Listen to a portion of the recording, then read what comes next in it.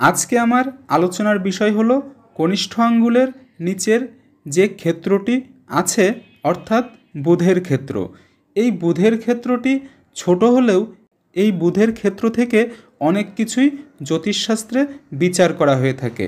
যেমন সবচাইতে বড় ব্যাপার হলো বুধের ক্ষেত্র থেকেই বিবাহ বিচার, সন্তান বিচার এবং দাম্পত্য জীবন কেমন হবে সেটাও অনেকাংশে বিচার করা সম্ভব। তবে আজকে আমি বিবাহ বিচারটা বাদ রেখে অন্যান্য যেই বিষয়টা আছে সেইটা নিয়ে আলোচনা করব এবং বিবাহ বিচার নিয়ে আমি আর একটা ভিডিও করব।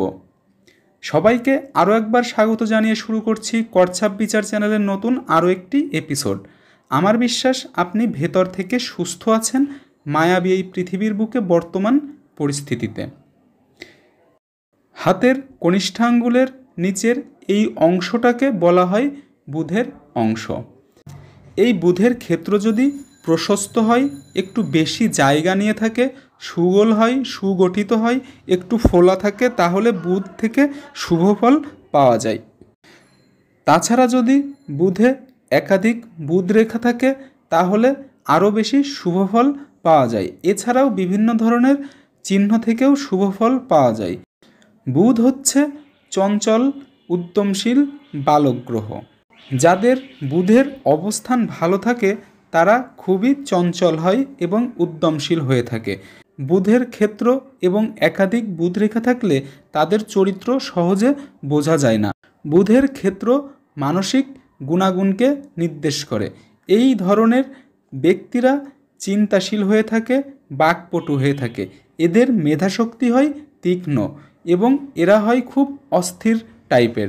এদের মন সবসময় অস্থির থাকে এবং কর্মজীবনে বুধ গ্রহ যদি ফেভারে থাকে তাহলে আইনবিদ্যা, চিকিৎসা, সাধারণ জ্ঞান বিজ্ঞান সব দিক থেকে এদের তীক্ষ্ণ প্রতিভা থাকে। বিজ্ঞান এবং ব্যবসা বাণিজ্যের কারক গ্রহও কিন্তু বুধ। এখান থেকেই ব্যবসা এবং বিজ্ঞানে ওই জাতক বা জাতিকা কতটা সফল হবে তা বিচার করা হয়ে থাকে। তাই এদের মন একই সঙ্গে বিচিত্র ভাব নিয়ে থাকে, কারণ একই সঙ্গে কাউকে ভালোবাসে আবার কাউকে ঘৃণা করে। কারো নিন্দা হঠাৎ এবং কারোর প্রশংসা হঠাৎই এরা করে ফেলে। মন যদি কুটিল হয় তাহলে এদের স্বভাব হয়ে যায় বালক সুলভ। এরা বাস্তববাদী হলেও নানা কল্পনার রঙে মনকে ভরিয়ে রাখতে পারে। বুধের ক্ষেত্র ভালো থাকলে বুধে কিছু শুভচিহ্ন থাকে, যেমন একটি বুধ রেখাও অনেক সময় বুধের সর্বোচ্চ সফলতা দিয়ে থাকতে পারে। তাছাড়াও অনেকের ক্ষেত্রে একাধিক বুধ রেখা থাকে। বুধ রেখায় স্টার থাকতে পারে, ত্রিভুজ চিহ্ন থাকতে পারে, বুধ রেখায় চতুর্ভুজ চিহ্নও থাকতে পারে, যা বুধের ক্ষেত্রকে আরও শক্তিশালী করে। অনেক সময় বুধের ক্ষেত্র থেকে কোনো রেখা যদি রবিকে দৃষ্টি দেয় তাহলে টেকনোলজির প্রতি তার অনেক বেশি ঝোঁক থাকবে এবং এই বিষয়ে সে বেশ পারদর্শীও হবে। বুধের ক্ষেত্র ভালো থাকলে সে সহজ এবং বিচক্ষণ স্বভাবের হয়ে থাকে। তার মন হবে সর্বদাই চঞ্চল। বিশ্ব প্রকৃতির ব্যাপারে সে হবে সবসময় উদাসীন। খেলাধুলা, অভিনয়, আবৃত্তিতে যারা ভালো করে দেখবেন তাদের বুধের ক্ষেত্রটা একদম পারফেক্ট আছে এবং এই টাইপের ব্যক্তিরা হয় বুদ্ধিমান। নিজে বা অন্যের সব দোষ গুণ এরা সহজেই বুঝতে পারে।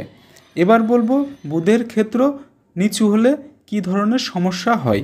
বুধের ক্ষেত্র নিচু হলে, বুধের ক্ষেত্রে যদি বুধ রেখা না থাকে, বুধের ক্ষেত্র যদি একটু গর্ত টাইপের হয়ে থাকে তাহলে বুধের ক্ষেত্র থেকে সম্পূর্ণ শুভ শক্তিটা পাওয়া যায় না।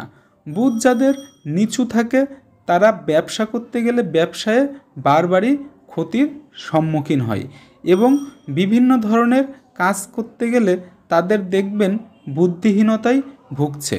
বুধের ক্ষেত্রে ক্রস থাকলে নানা ধরনের কর্মেতে বাধা দেখা যায় এবং বুধের ক্ষেত্রে যদি কালো তিল থাকে তাহলে অসাধুতার দিকে মন ঝুঁকে যায়।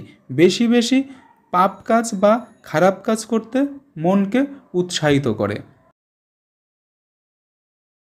এই ছিল আজকের মূল ভিডিওটি মনোযোগ সহকারে দেখার জন্য ধন্যবাদ। এই চ্যানেল থেকে পরবর্তী ভিডিও সবার আগে পেতে চ্যানেলটিকে সাবস্ক্রাইব করুন এবং পাশে থাকা নোটিফিকেশন বেলের ঘন্টাটি বাজিয়ে রাখুন।